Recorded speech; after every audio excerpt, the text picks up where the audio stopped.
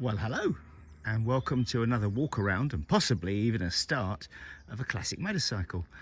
This is a 1962 BMW R69S. They made them from about 1960 until about 1969, funnily enough, and produced about 11,000 of them. They're rare as a consequence and very sought after because they were quite expensive when they were new. Now, at first glance, this looks pretty much like any other BMW from the period.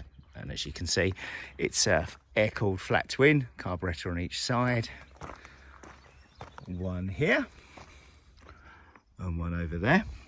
It's got pretty basic instrumentation, just a standard BMW VDO speedo, no rev counter, a couple of lights. There's actually a neutral light, which is rare, and a charging light. It's magneto, in fact, not coil ignition.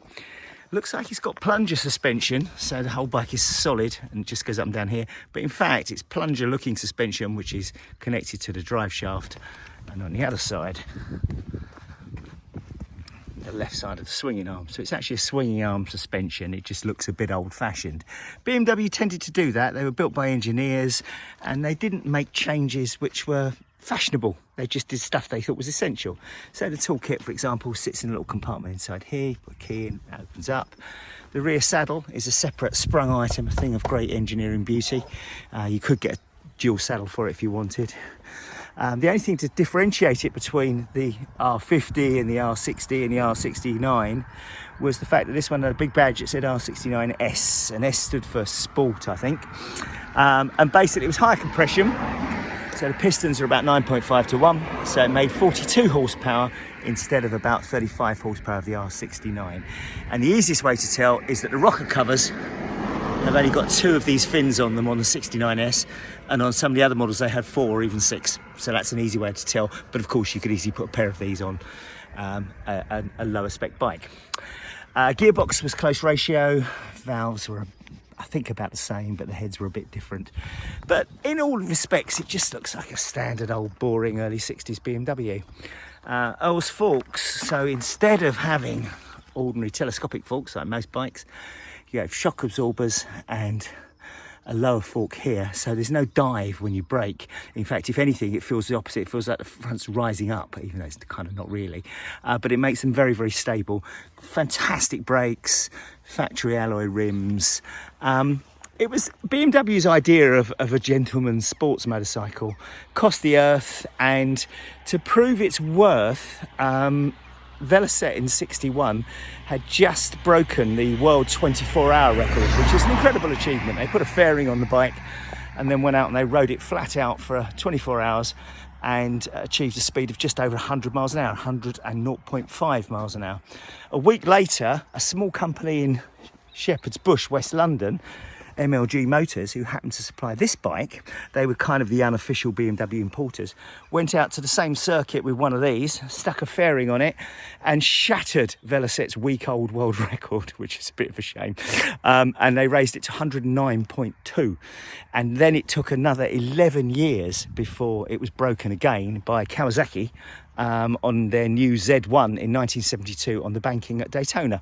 So it's a very fast, capable bike. Is it exciting? I wouldn't say so, to be honest. It does everything too well. It's got that classic clunky BMW gearbox, which takes a bit of getting used to, slow changes. The handling is impeccable, but it doesn't get wild and exciting like an H1 Kawasaki. The power on the bike is considered and measured, so there's not a surplus of power anywhere. It just kind of does what it's supposed to do. And what you find you do with this sort of bike is you just go along. It just does. And if you're not careful, you find you look down and you're just pottering along and you're doing 60, 70, 80 miles an hour. And at that sort of speeds, a contemporary bike from Britain would have shaken itself to bits. So a Triumph Twin is more exciting off the line. It launches with explosion and noise, whereas the BMW is kind of quiet and teutonically efficient. But at 60 miles an hour, it's all over. And at 80 miles an hour, this is disappearing in the distance and the Triumph's shaking itself to bits. I mean, there really is no comparison. It was by far the best motorcycle in the world in the early 60s.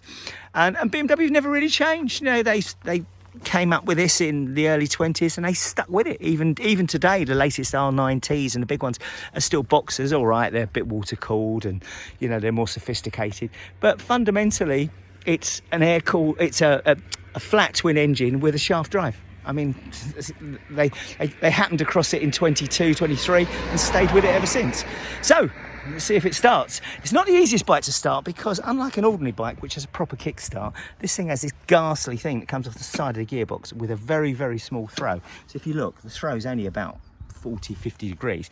So you have to sometimes give it a bit of a double jab. Anyway, we'll have a go. So we'll have a bit of a tickle here, bit of a tickle there. We push in this exotic key and the light comes on. Look, how exciting. Then you have to bear with me. I probably need to put the phone down for this.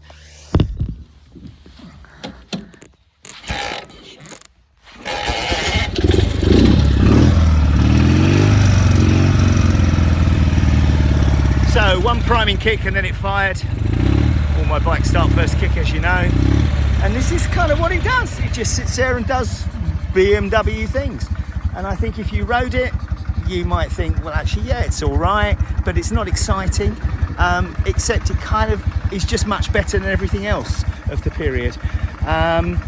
These are becoming incredibly sought after, especially in America.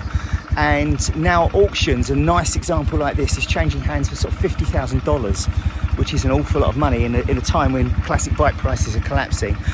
Over in UK, they sold very few of them because they were so expensive, and so prices are nothing like as high. But something like this would probably be Vincent Rapide money now. So not the world's best Vincent Rapide, but a nice usable runner. This would be the same sort of price, and the value is probably one of the few classic bikes that's going up. If you wanted to just potter around, the R69, which is the slightly less powerful one, has a better gearbox, I think, for ordinary road speeds, and you'd probably find it a nicer bike for bumbling around on. And if you rode an R50, which is the 500 version, which kind of looks exactly the same, except for these little tiny differences that only an anorak like me would know, you probably wouldn't really notice much difference, and you'd save yourself 50% of the cost.